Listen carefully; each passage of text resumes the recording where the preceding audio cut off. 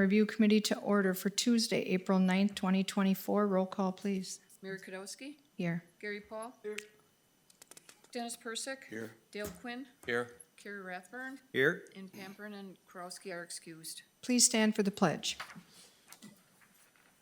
I pledge allegiance to the flag of the United States of America and to the republic for which it stands, one nation, under God, indivisible, with liberty and justice for all. And please remember our men and women throughout the world in uniform. I have no changes to the agenda. I need a motion to approve. Move to approve as presented. Second. Motion and a second to approve as presented. All those in favor say aye. Aye. Opposed? Motion carried. I need action on the site plan review minutes from March 19th, 2024. Move to approve. Second.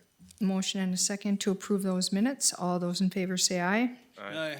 Opposed? Motion carried. Thank you. Number 6, action items. 6A, consider, discuss, act on a site plan review request for a proposed new multi-venue bar/restaurant at 789 Armed Forces Drive, parcel VA-41-4-E. Aaron. All right, thank you. I'll just share my screen here and bring up the site plan. There we go. All right, this is the site of the former Imperial Supply Building. Also Discover Green Bay was in there for a while. The site plan itself, in this case, north, of course, is towards Armed Forces right here, so north is to the right of the page. The proposal is to demolish the existing building on the site and redevelop a 3-story multi-venue restaurant bar facility on the proposed footprint that you see here, is roughly L-shaped building. In terms of the general site plan, it'll maintain its existing access off of Armed Forces Drive on the west end of the property. The driveway will extend along the west side into the parking lot to the rear. The building itself will be located right here, close to the street, with patio and seating, outdoor seating on the north side, west side. And on the south side of the building will be a turf area for yard games, activities, things like that.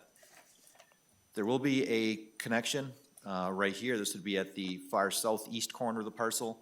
An existing access point right now that provides access to the larger parking lot with the existing Anduzzi's restaurant to the southeast. In terms of the elevations, let me just get to those here.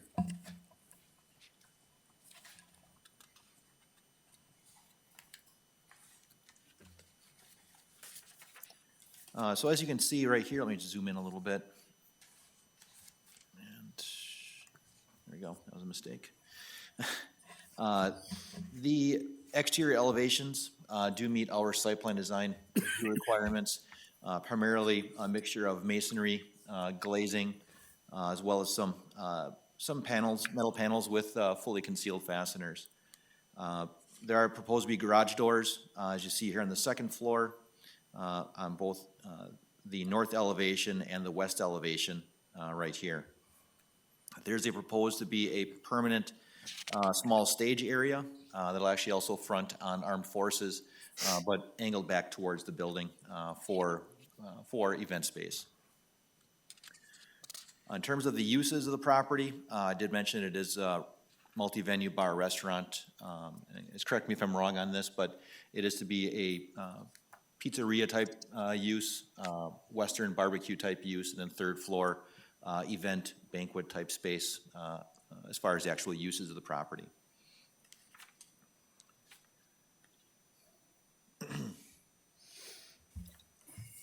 The applicant has submitted a detailed parking plan as required under our code, as we do not have a minimum parking requirement within the Forest Entertainment District. Instead, it is up to each individual business owner to prepare a parking plan to address how they will handle both the average typical parking requirements as well as kind of their large event type activities.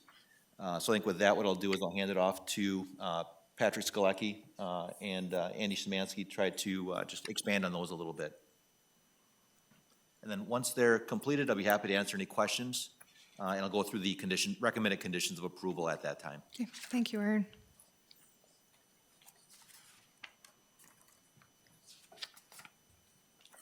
Please state your name and address for the record.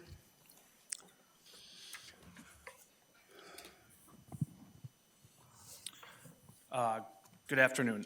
Patrick Skolecki with Grafe, engineering consultant at 116 South Adams Street, Green Bay. Andy Szymanski, 2295 Lost Dolphin, doing the development on the project. Okay, So we understand that there are some parking concerns that have been voiced. We'd like to at least talk a little bit about the strategy memo and our analysis that was done, and then talk a little bit about the operational aspects of the facility to understand the usage and how that gets impacted by the operations of the building itself. So in your packet, there was a parking strategy memo, and again, this is a strategy, so it's a identification of opportunities that would exist in the area for any parking needs that would exceed what the site currently permits, or at least allows, based on our site plan. We have, and Andy and his team have done initial tenant layout analysis that's still being vetted to define what that seating capacity would be for this facility. The current site has, per the site plan, is 143 parking stalls with some ADA accommodations within there. There are some outdoor parking or outdoor seating areas that are identified again. And looking at this site as a B3 district, even though it is a SE overlay, and looking at that 3 spaces, or I'm sorry, 1 space per 3 parking capacity, we had estimated approximately 200 seating capacity per of the first floor and the second floor, which is the restaurant space. And that amount, using that 3-to-1 ratio, gets us to about 133 stalls. So 200 per level is approximately where we're at and being refined. There's also about 15 exterior parking spaces based on that square footage coverage for that exterior seating area in the patio areas that we would need to accommodate. So that gets us to about 145 spaces, or about 144. So we're right at that number that we can account for that seating capacity and the day-to-day operations of the Western Bar and the pizzeria that Aaron had mentioned. And again, those are the first floor and second floor operational spaces. Those are the ones that are going to be used day-to-day. Now, the event space, obviously, on the third floor is going to add to that need. But Andy will comment a little bit about that, on how that'll be functioning and operating. But again, if you look at this as a strategy memo, similar to the Resch Expo, similar to the Resch Center, similar to all other large events, there is overflow accommodation for parking in the area. A lot of it is on-street parking, as you see in the memo. We did an analysis of about a third of a mile radius around the site, identifying on-street parallel parking that's available to all public. That's over 500 stalls. There's other opportunities in the area, some that may be explored, some that may not be explored, but there are opportunities, as you all know, with events in the area of existing surface lots that are privately owned. Not that they need to be explored, but the opportunities are there if the need arises. But the main point is that there is overflow parking in the area. It's all within an easy walking distance to the site for when these event center or the event space is utilized. And again, how that overlaps with what the restaurant spaces are going to be and the frequency of that event space, I'll let Andy speak about. But the main point is that there is accommodations within the area, similar to the other facilities in the area that utilize that street parking and the off-street parking in the private lots that could be tapped into for this development.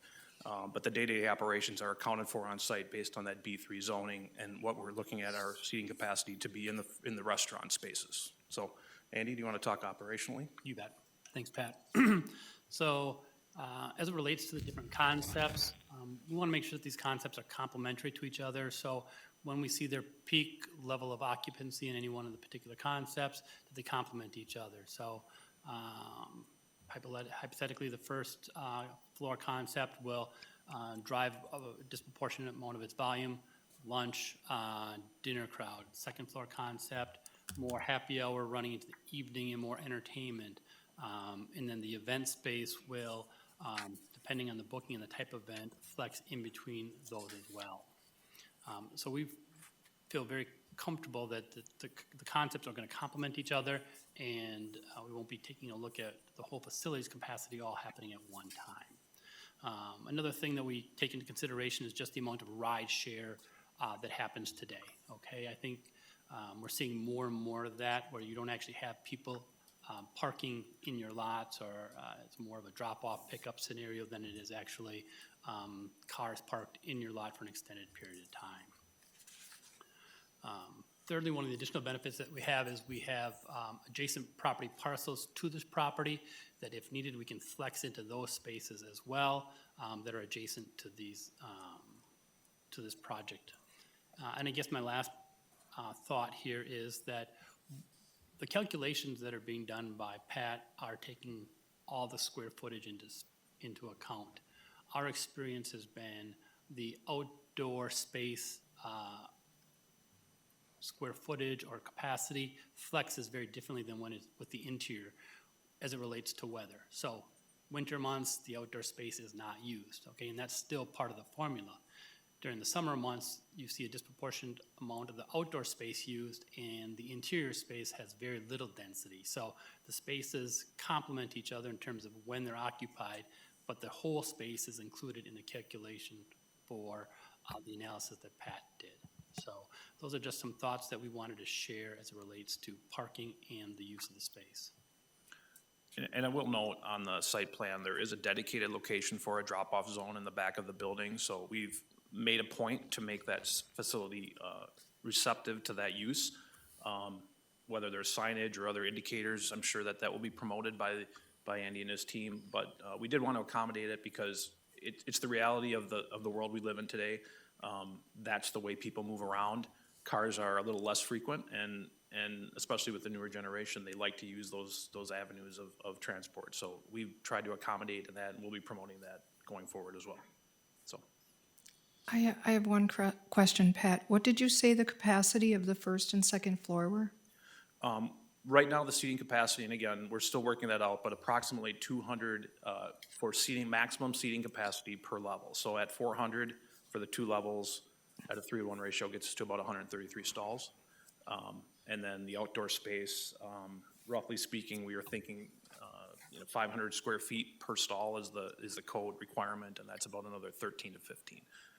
So we're at about 146. Okay. And the stalls that we've accounted for on the site is 143. Okay.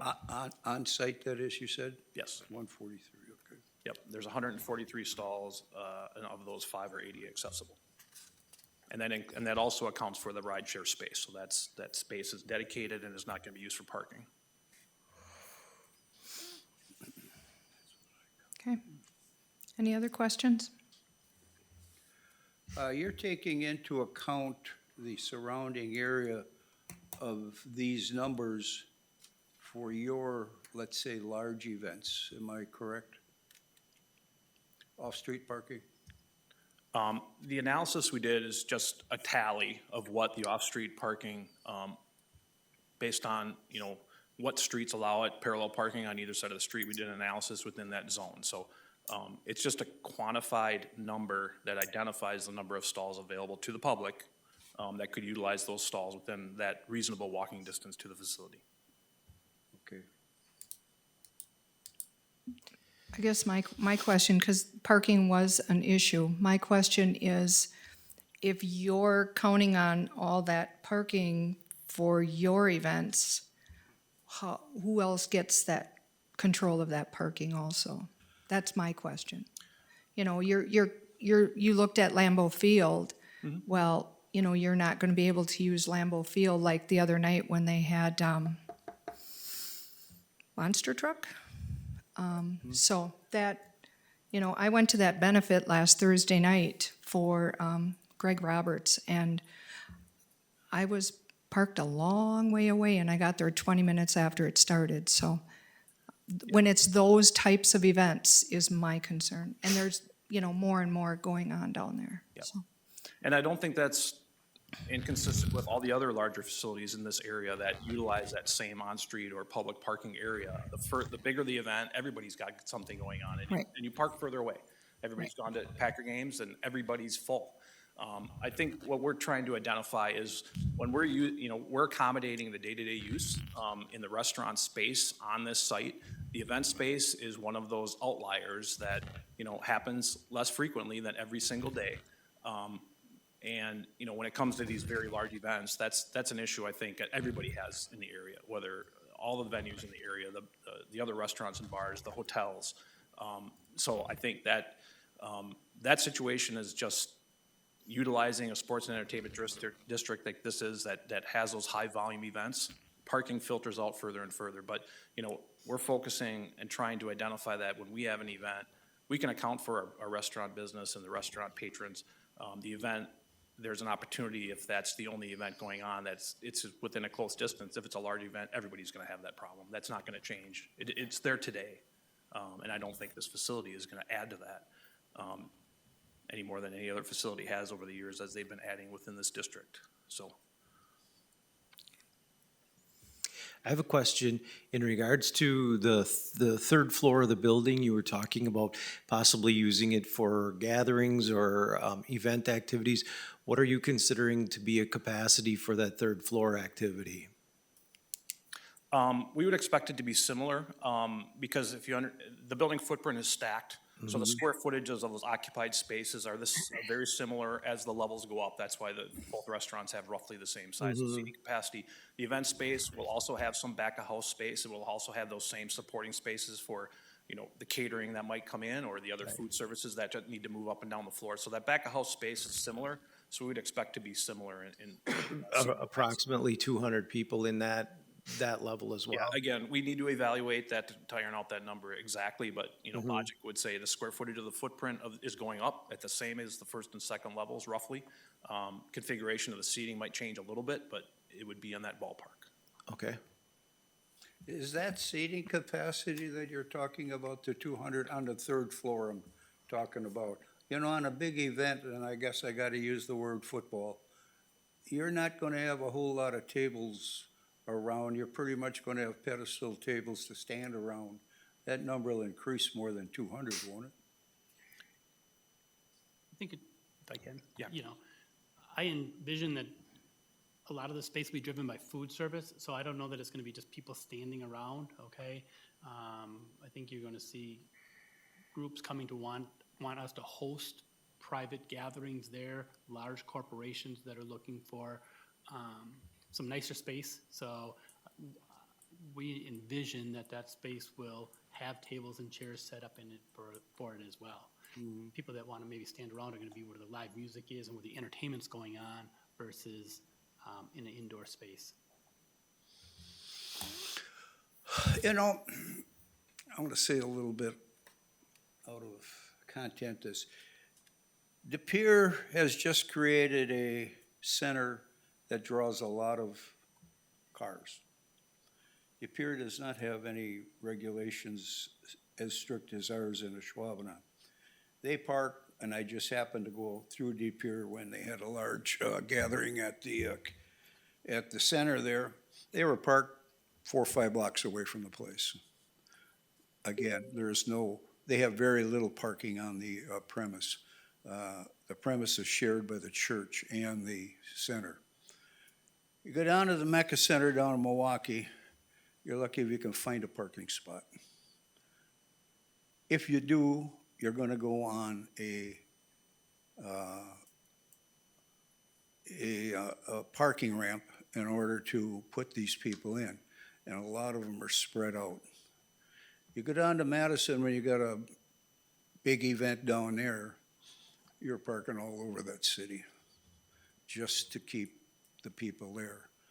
I think what I'm getting to is our restrictions here are quite rigid for what he's trying to do and what other people are trying to do. Some of these people do have a lot of parking, which they were fortunate to buy land some years ago and make that happen. We're restricted to land that we can put parking on. To try and pinpoint these people that are trying to invest in this village here and be so tight on our parking is something that's I think is something we're gonna have to look at. You got a nice project there. I think it's something that's the beginning of what can happen down there in years to come. We know the Packers are not going to stay there forever on that side of Oneida Street. So I see that blossoming into something that maybe I won't see, but I'm sure you're going to see it.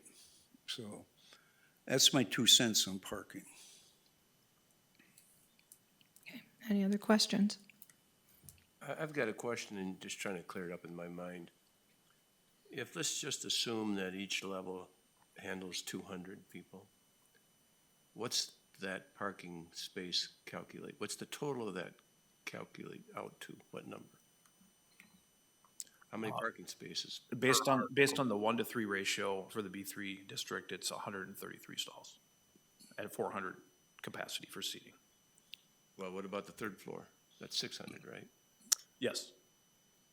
And it's still, and how many parking spaces for 600? I'm trying to get an understanding of how many do you have versus, Yeah. so what is it? 600 divided by 3, so 200, 200 and you're at 140 something. 143 on site.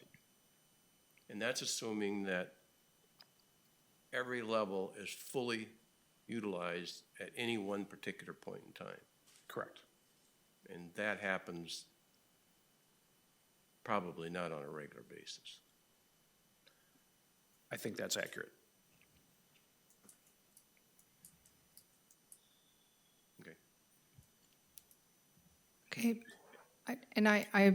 I want to bring this up, but I don't know when to bring this up. You know, we had talked, Andy, about, and I like the project, don't get me wrong, I like the project. We talked about liquor licenses, you know, that we're a little tight in the village on liquor licenses. And we talked about having capacity for 300 people to get the state license. So that is going to be one of my questions as we go forward also. So if you only have capacity for 200, Correct me if I'm wrong, but I think seating capacity versus occupancy capacity are two different things. it would be seating, it's 300 seating capacity. So that, like I said, I like the project, but I think that those are some of the things we need to work through. Fair enough.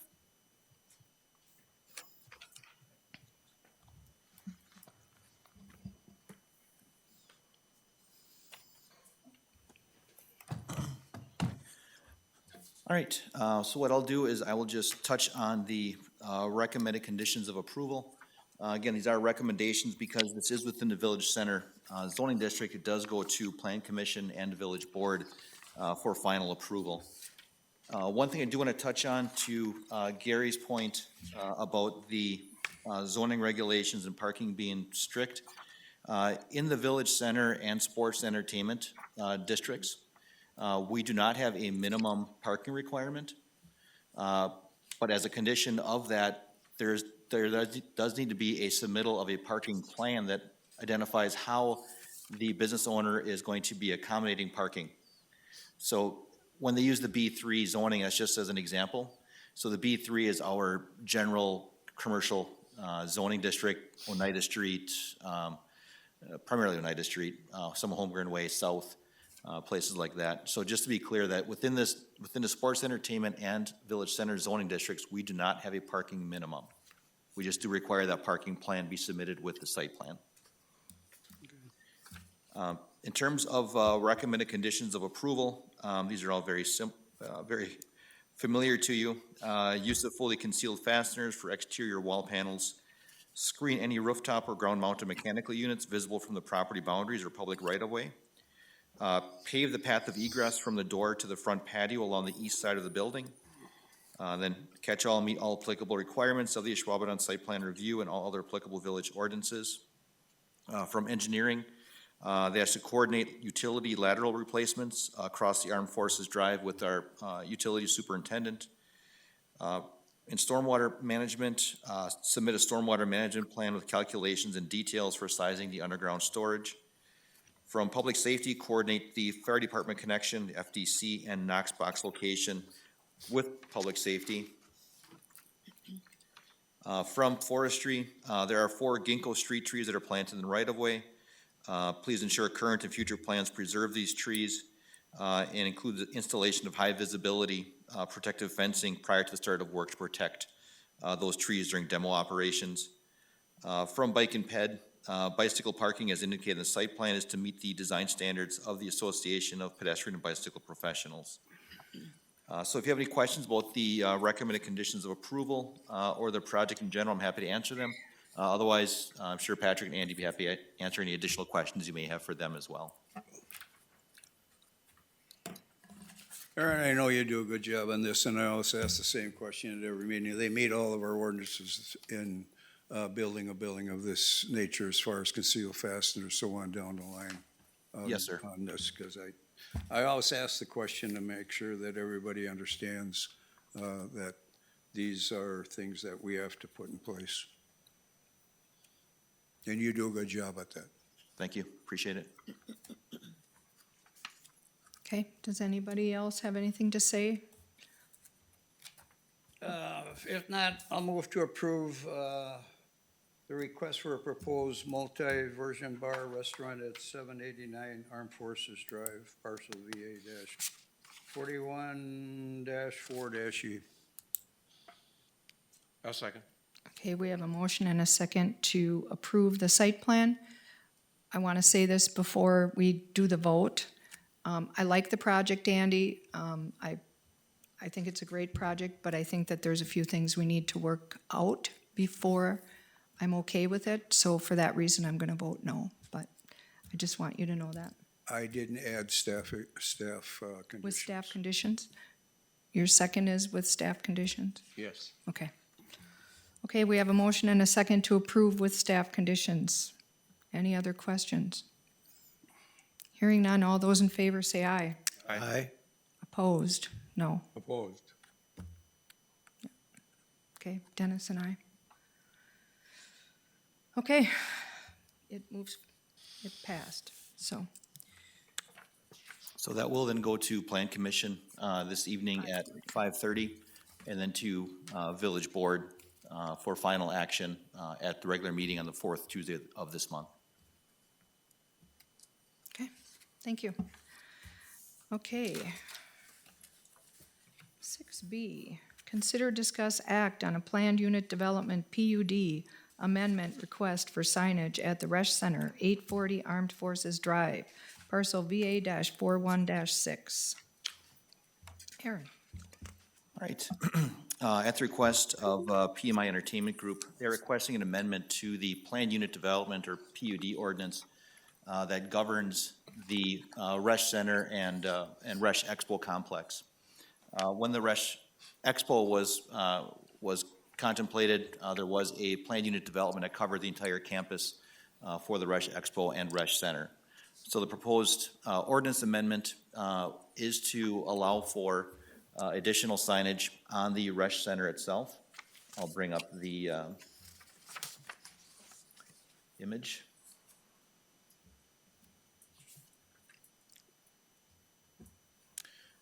So this is the vestibule overhang for the Resch Center.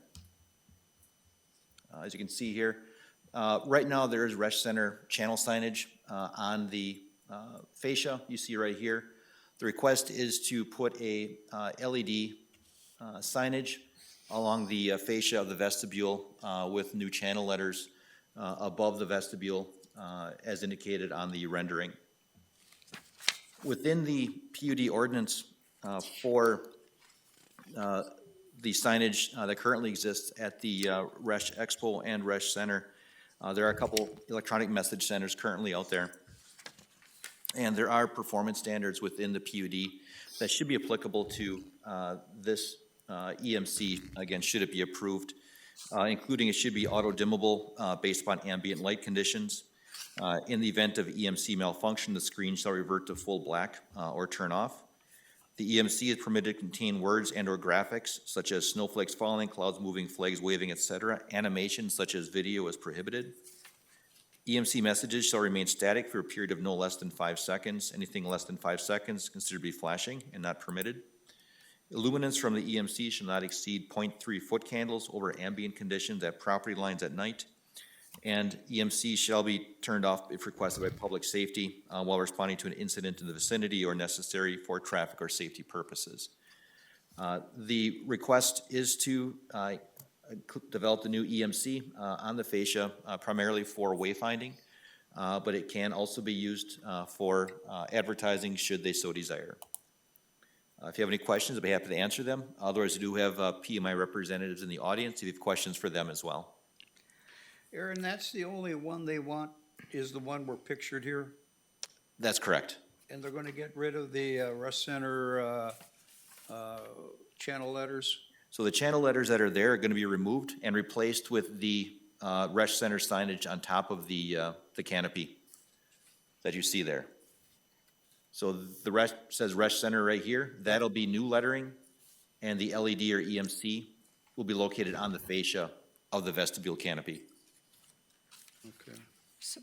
Aaron, I have a question. So this is directional signage, I get that's information, crowd control, but when it says advertising, they can't do off-premise advertising, can they? So they could advertise for items that are on site. They could advertise their sponsor, so say it's Pepsi Cola is their sponsor at the Resch Center. They could advertise that. They can advertise for shows that are coming up. But I think rather than speculate, probably best to ask representatives from PMI kind of what their intention is with the signage. Okay, could I have you come up, Luke?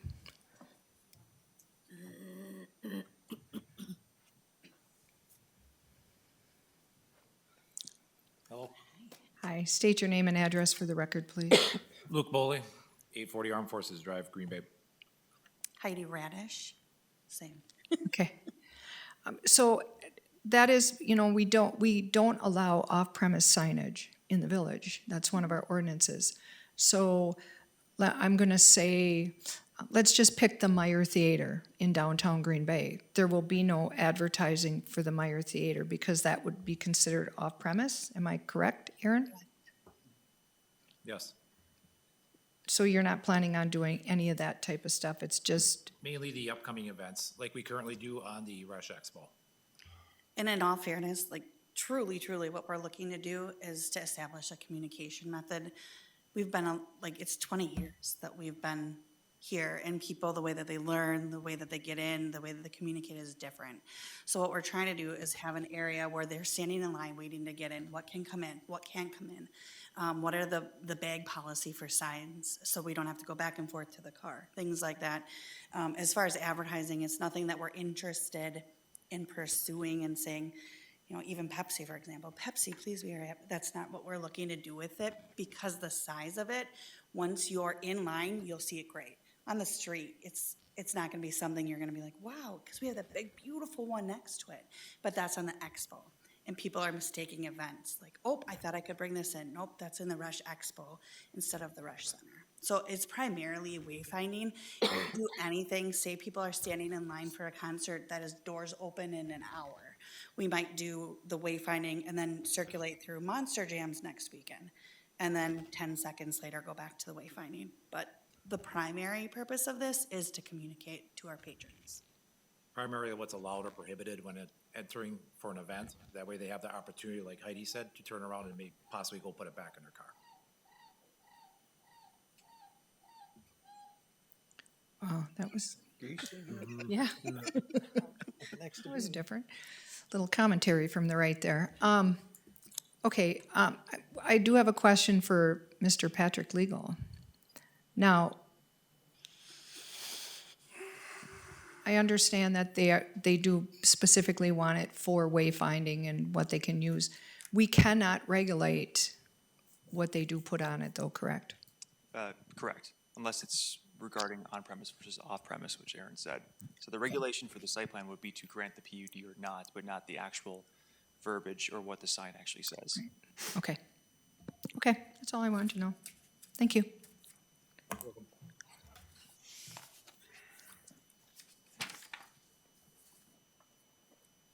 Okay, any other questions on this item?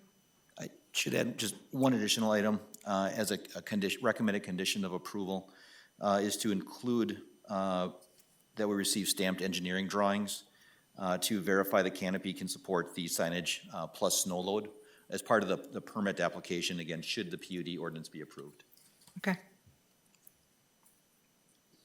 Okay, does anybody have any other questions, or? All right, so are we all on the same page of no advertising that pertains to anything off of the premise then?